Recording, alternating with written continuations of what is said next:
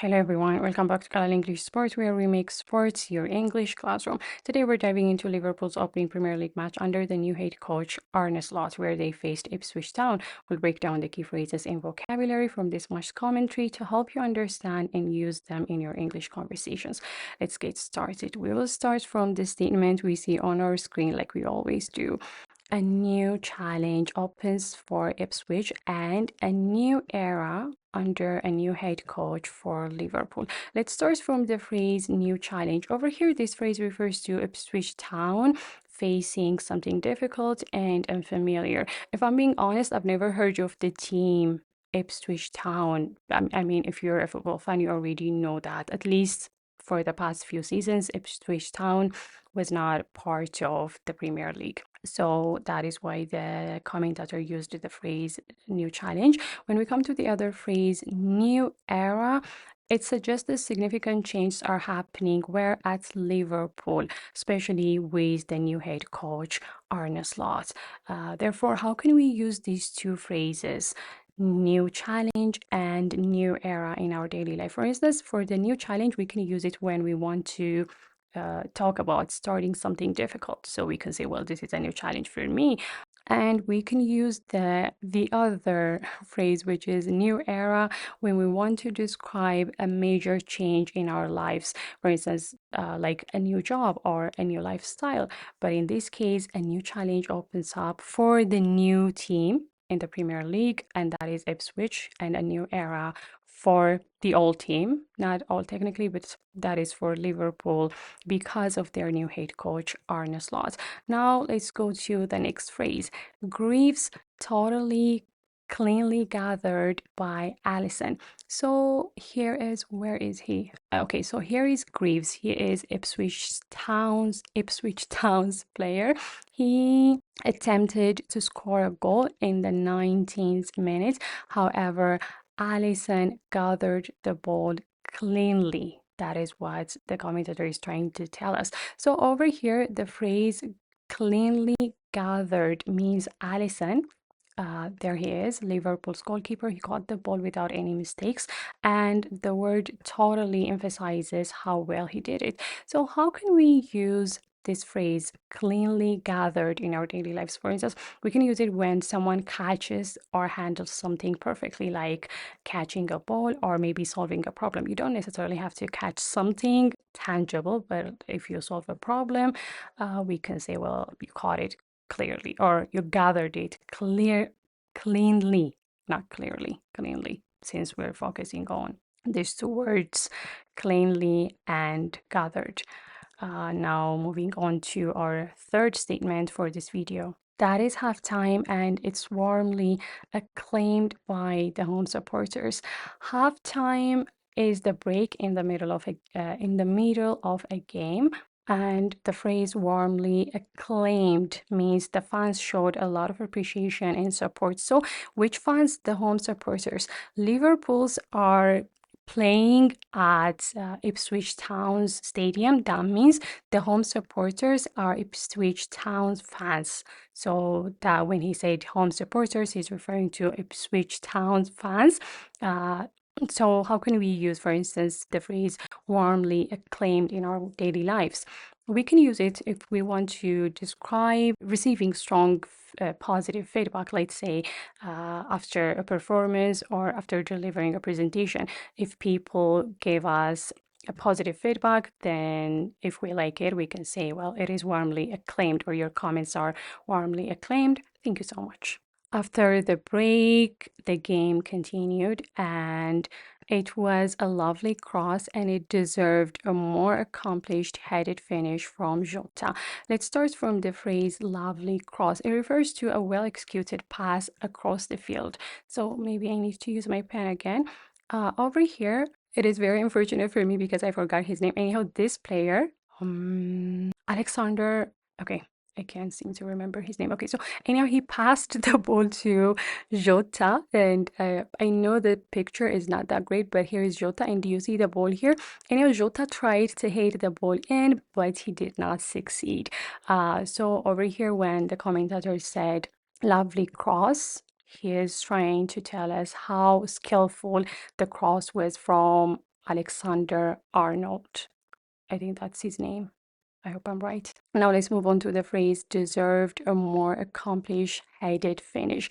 This phrase is trying to tell us that Diego Jota's header it could have been better given the quality of the pass. So let's take a look at maybe the word lovely and try to see how we can use it in our daily lives. For instance, we can use the word lovely if we want to describe something beautiful or well done. And when we come to the word maybe deserved, we can use it if we want to imply that something was earned or warranted. For instance, if we worked hard for it, we can say, I deserve it. You can say that. Now it's time for us to take a look at the first goal of the match that was scored by none other than Diego Jota. Mo Salah in for Jota, who does not miss this time. Over here, the phrase does not miss suggests that Diego Jota, he missed a previous chance. However, this time or right now, he did not miss. Instead, he was able to score the first goal for his team, which is Liverpool. One thing we learned from this statement is the fact that here is Mo Salah. Mo Salah passed the ball to Diego Jota, who successfully scored. So maybe let's try to see how we can use the phrase did not miss this time into our daily life. We can use this phrase if we want to indicate that someone has succeeded after failing before. So even if we want to talk about ourselves, we can say, well, I don't miss this time. That means I have failed before, but this time I have succeeded after failing before. Now we will take a look at how Mo Salah passed the ball to Diego Jota in more detail.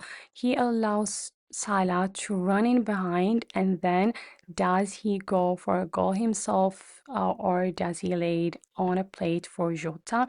He lays it on a plate for Jota, who can't miss. We will start from the phrase running behind. So over here, running behind means Salah moves past the defenders, Ipswich Town's defenders. And when we come to the phrase laid on a plate, it is an idiom meaning to make something very easy for someone. So as you can see here is Salah. He could have tried to go for the goal. He could have tried to score this ball. However, instead, he laid it on a plate for Diego Jota, which means he made it so easy for Diego Jota to score this goal.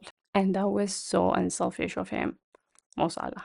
Therefore, there are ways when we can use laid on a plate in our daily lives. For instance, we can use it when we want to make something extremely easy for someone to achieve. So if we do that, we can say, well, I laid it on a plate for her, or I laid it on a plate for him. Moving on. Leif Davis, I hope I'm pronouncing his name correctly. He will look at that though and think he should have done better with Mo Salah running behind.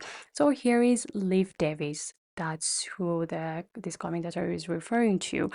Here is again, why do I keep forgetting his name? Here is our Alexander Arnold.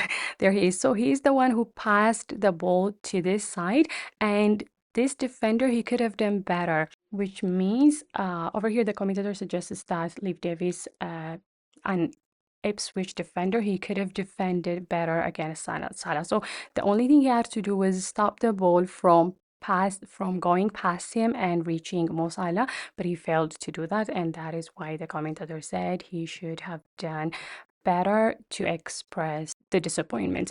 But in our case, we can use this phrase should have done better if we want to express regret or when something could have been improved. Since Mo Salah scored, I'm sure the defender or this player is going to regret his actions when it comes to stopping the ball or when it comes to the possibility of him stopping the ball from reaching Mo Salah. Well, unfortunately for Ipswich, the second goal was scored by Mo Salah, and the commentator said the following: Mo Salah sets a new Premier League record by scoring for the 9th time on the opening day.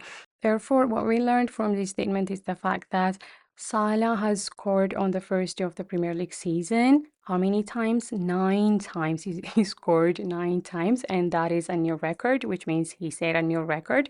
So we can use the phrase set a new record. We don't necessarily have to use Premier League if we want to use this phrase in our daily lives. If we want to talk about someone achieving something unprecedented, or if we want to talk about someone breaking an existing record. In that case, we can use the phrase set a new record. Well, the final whistle is blown. That means Liverpool have won their opening match. So Liverpool have eased their way to victory. Arne Slot starts with a win. Let's start from the phrase eased their way to victory. It means Liverpool won comfortably without much struggle. When we go to the phrase starts with a win, it refers to Arne Slot. There he is, the new head coach for Liverpool, being successful. Therefore, we can try to use eased their way to victory in our daily lives if we want to describe, let's say, a smooth and relatively effortless win or success. Since we have the word victory, we can only talk about an effortless success. And that's all for today's lesson. We have explored various phrases from Liverpool's opening day win under their new coach Arne Slot. Make sure to practice using these expressions in your daily conversations and you'll sound more like a native speaker in no time. Don't forget to like, comment, share, and subscribe for more sports commentary lessons. Until next time.